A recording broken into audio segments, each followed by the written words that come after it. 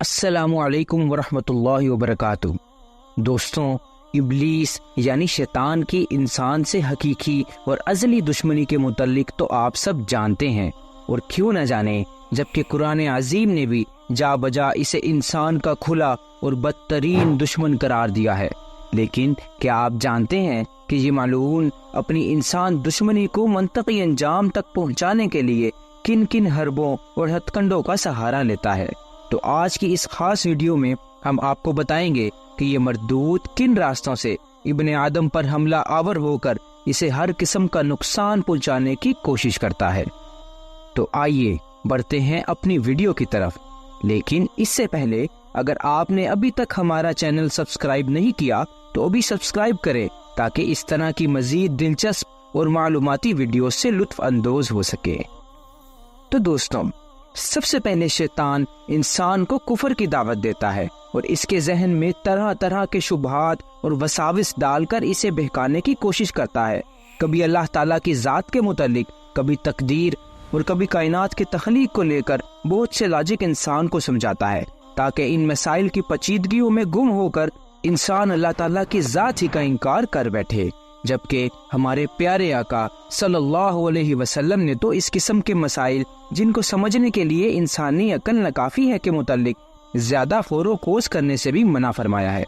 اگر انسان پہلے داؤ پر ہی اس کی دعوت قبول کر لے تو شیطان کا ہدف پورا ہو جاتا ہے، اور شیطان اسے اپنی رذیل جماعت میں شامل کر کے ہمیشہ ہمیشہ کے لیے جہنم کا ایندھن بنانے میں کامیاب ہو جاتا ہے۔ لیکن اگر انسان اس کی بات نہ مانے تو پھر وہ اپنا دوسرا حربہ یعنی بدعت کی دعوت دیتا ہے، اور دین کے نام پر ایسی ایسی رسومات ایجاد کرتا ہے جو طبیعت کو بھاتی ہوں اور دل کو لبھاتی ہوں، اور جن کی ادائیگی نفس پر بالکل بھی شاک نہ ہو، الٹا ان کو کرنے کا دل چاہتا ہو۔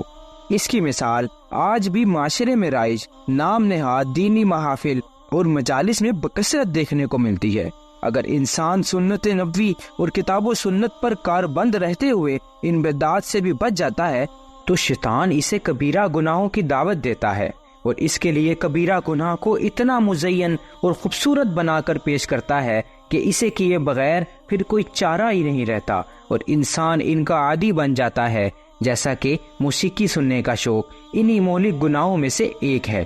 پھر جب انسان ایک مرتبہ اس کا ارتکاب کر بیٹھتا ہے تو ان سے توبہ نہیں کرنے دیتا، اور یہ خیال انسان کے ذہن میں ڈالتا ہے کہ ابھی تو بہت عمر باقی ہے، عمر کے آخری حصے میں توبہ کر لوں گا۔ اس پر انسان کبیرہ گناہوں کا دل دادا بن جاتا ہے، اور وہ مکمل طور پر گناہوں کی جکڑ میں آ کر ہلاک ہو جاتا ہے۔ لیکن اگر انسان کبیرہ گناہوں کی دعوت بھی قبول نہ کرے تو شیطان انہیں اپنے چوتھے حربے یعنی صغیرہ گناہوں کی دعوت دیتا ہے۔ صغیرہ گناہوں کو معمولی اور انتہائی ہلکا بنا کر پیش کرتا ہے، چنانچہ انسان کے صغیرہ گناہوں پر اصرار اور تکرار کے باعث صغیرہ بھی کبیرہ کے برابر ہو جاتے ہیں، اور انسان ہلاک ہو جاتا ہے، کیونکہ انسان ان گناہوں کو معمولی سمجھ کر ان سے توبہ ہی نہیں کرتا۔ انسان اگر ان صغیرہ گناہوں سے بھی بچ جائے تو شیطان مباح یعنی ایسی چیزوں میں اسے مگن کرنے کی کوشش کرتا ہے جن کا تو نہ کوئی فائدہ ہوتا ہے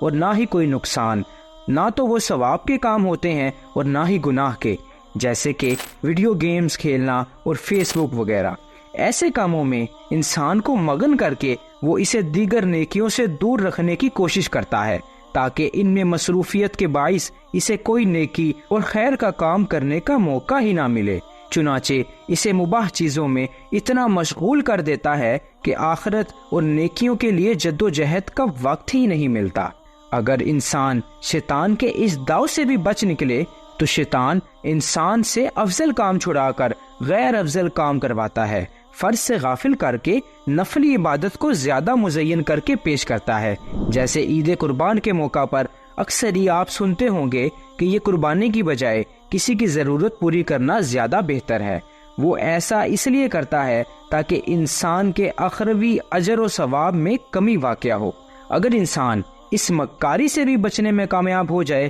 تو شیطان اپنا لاؤ لشکر ہر قسم کی تکلیف دینے کے لیے مومن کے پیچھے لگا دیتا ہے، جو کہ مومن کو انواع و اقسام کی تکلیف پہنچاتے ہیں اور ہر طرح سے اسے نقصان پہنچانے کی کوشش کرتے ہیں۔ لیکن دوستوں، ایک سچے پکے اور کامل مومن کے حق میں اس کا یہ حربہ بھی کارگر نہیں ہوتا، کیونکہ پیارے آقا و مولا حضرت محمد صلی اللہ علیہ وسلم نے دعا کو مومن کا ہتھیار قرار دیا ہے۔ چنانچہ جو شخص بھی صبح شام آپ صلی اللہ علیہ وسلم کی مسنون دعاؤں کا اہتمام کرتا ہے، وہ ہر قسم کی مخلوق کی ایذا رسانی سے محفوظ رہتا ہے، اور موت کے علاوہ کوئی بھی چیز اس کا کوئی معمولی سا بھی نقصان نہیں کر سکتی۔